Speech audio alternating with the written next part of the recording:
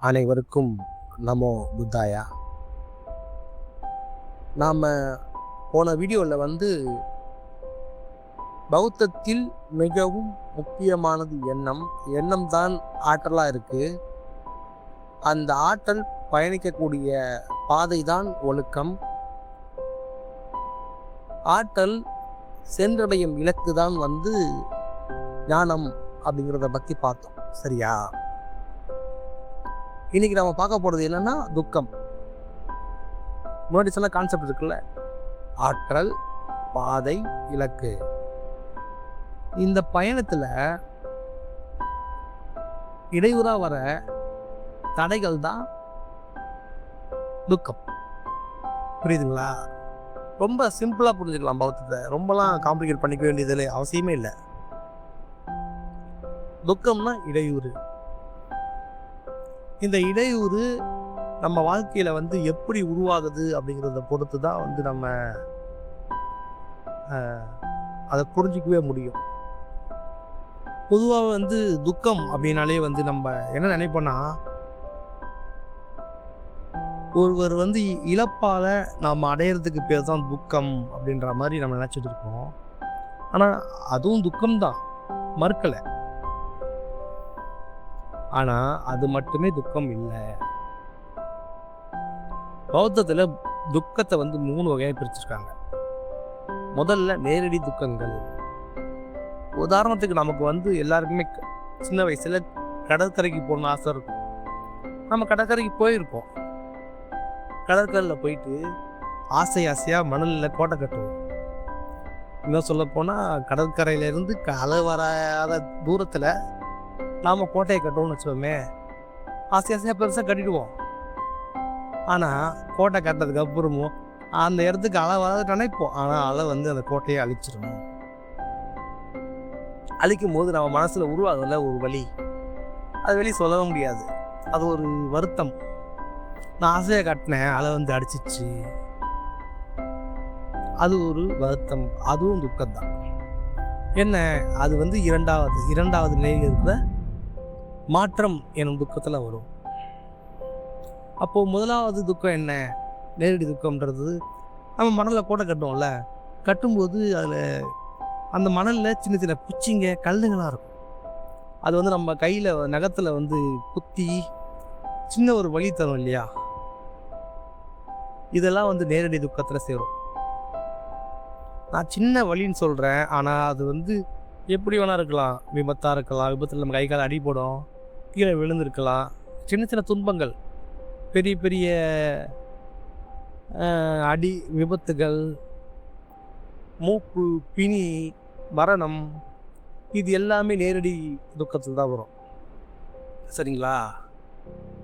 இதில் இரண்டாவதாக இருக்கிற மாற்றம், அதுதான் நம்ம கட்டின கோட்டை இடிஞ்சு விழும்போது, அதாவது நம்ம விரும்பாத ஒரு விஷயம் நடக்கும்போது ஏற்படுறது மாற்றம். நம்ம ஆசையாக கட்டின கோட்டையை அலை அடிக்கலாம். யாராவது நம்ம கூட இருக்கிற நண்பர்கள் இருப்பாங்க, அவங்க மனசில் அதை உடச்சி நம்ம கஷ்டப்படுத்தணும்னு இருக்காது. சும்மா ஜாலியாக ஏறி காலில் மிதிச்சுட்டு போயிடுவாங்க. அந்த கோட்டை இடிஞ்சதுக்கப்புறம் நம்ம கஷ்டப்படுவோம். அது பெரிய விஷயம் இல்லை, ஆனால் நமக்கு வலிக்கும், மனசு கஷ்டமாக இருக்கும். அதுவும் துக்கம்தான். சரி, எந்த ஒரு மனசில் எந்த ஒரு எண்ணமும் இல்லாமல் ஒரு ஜாலியாக அந்த மணல் கோட்டையை இடிச்சாங்கன்னா அது பிரச்சனை கிடையாது. ஆனால் நமக்கு பிடிக்காத ஒரு நபர் நம்ம மேலே ஒரு கோபத்துலேயோ வருத்தத்துலேயோ மிதிக்கும்போது நமக்கு கோபம் வரும்ல, அதுவும் துக்கம்தான். இது எல்லாமே மாற்றத்தினால் வர துக்கங்கள். இது எல்லாமே நான் உதாரணத்துக்காக சொல்கிறேன். இது எதில் வேணா பொருத்தி பார்த்துக்கலாம். யாராவது ஒரு சில மேலே பகையில் இருப்பாங்க. பகையோடு ஏதாவது செய்யும்போது நமக்குள்ளே உருவாகிறது மாற்ற துக்கம். ஏன்னா வச்சுக்கோங்க. ரெண்டாவது, இப்போது ஒருத்தர் வன்மத்தில் நம்ம கட்டின கோட்டையை உடைக்கிறார்ல, இதனால் அவர் மனசில் ஒரு திருப்தி வரும், ஒரு சந்தோஷம் வரும். பாத்தியா, நான் உன்னுடைய கோட்டையை உடைச்சிட்டேன், நான் பெரிய ஆளு அப்படின்ற அகந்த வரும். உண்மையை சொல்லப்போனால் அகந்தையும் ஒரு துக்கம்தான். இன்னொருத்தரை துன்பப்படுத்தி அது மூலமா வர இன்பத்தை அனுபவிக்கிறது. இது மாதிரி பயம், கோபம், தாழ்வு மனப்பான்மை, வருத்தம் நிறைய இருக்கு. இது எல்லாமே துக்கத்தில் தான் சேரும். இப்படி இருக்கும்போது மூணாவதா இருக்குல்ல, அதுதான் பட்டால் வரக்கூடிய துக்கம். உதாரணத்துக்கு நான் என்ன பண்ணுவேன்னா, கடற்கரைக்கு போனேன்னா கடலையே வராத இடமா பார்த்து நல்லா பெருசாக கோட்டை கட்டுவேன். கோட்டை கட்டி முடிச்சுட்டு மறுநாள் போகும்போது எனக்கு அந்த கோட்டை அங்கே இருக்கணும். நான் வந்து நான் ஒரு 6, 7, 8 மணி போல் கட்டிட்டு வந்துடுவேன்.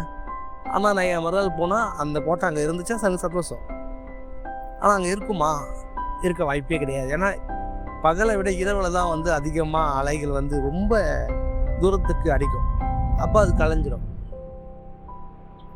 நான் என்னுடைய எண்ணம் என்னவா இருக்கும்னா, என்னுடைய எண்ணம் முழுக்க அந்த நான் கட்டி வச்ச மலர் கோட்டை மேலே தான் இருக்கும். அது மேலே நான் பற்று வைக்கிறேன், ஆசை வைக்கிறேன். அது உடஞ்சிடக்கூடாதுன்னு நினைக்கிறேன் இல்லையா? இதுதான் பற்றால் தோன்றும் துக்கம். இந்த 3 வகையான துக்கங்களும் மனிதனுடைய வாழ்க்கை பயணத்தில் வந்து இப்பவுமே தடையாகவே இருக்கு. இதுதான் புத்தர் சொல்றாரு. பொதுவாக துக்கம் சொன்ன உடனே வந்து இதை என்ன பண்ணுவாங்கன்னா, கிறிஸ்துவ மதத்தில் வந்து பாவமும் ஒரு கான்செப்ட் இருக்கு. மனிதர்கள் எல்லாருமே பாவிகள், மனித குலம் வந்து பாவம் செஞ்சதால அவங்க கடவுள்கிட்ட மன்னிப்பு கேட்கணும் அப்படிங்கிற ஒரு கான்செப்ட் இருக்குல்ல. அந்த கான்செப்டை இந்த துக்கத்து கூட பொருத்தி அதுக்கு மன்னிப்பு கேட்குற மாதிரி நம்ம இதுக்கு செயல்படணும் அப்படின்ற மாதிரி நினைக்கிறாங்க. கிடையவே கிடையாது. அது வேற கான்செப்ட், இது வேற கான்செப்ட். இன்னும் சொல்ல போனால் பௌத்தத்தில் இருக்கிற துக்கம்ன்றது வந்து நீங்கள் யாரையுமே சார்ந்து வர்றது கிடையாது. அது நமக்கு நாமே ஏற்படுத்தி கொள்ளக்கூடியது.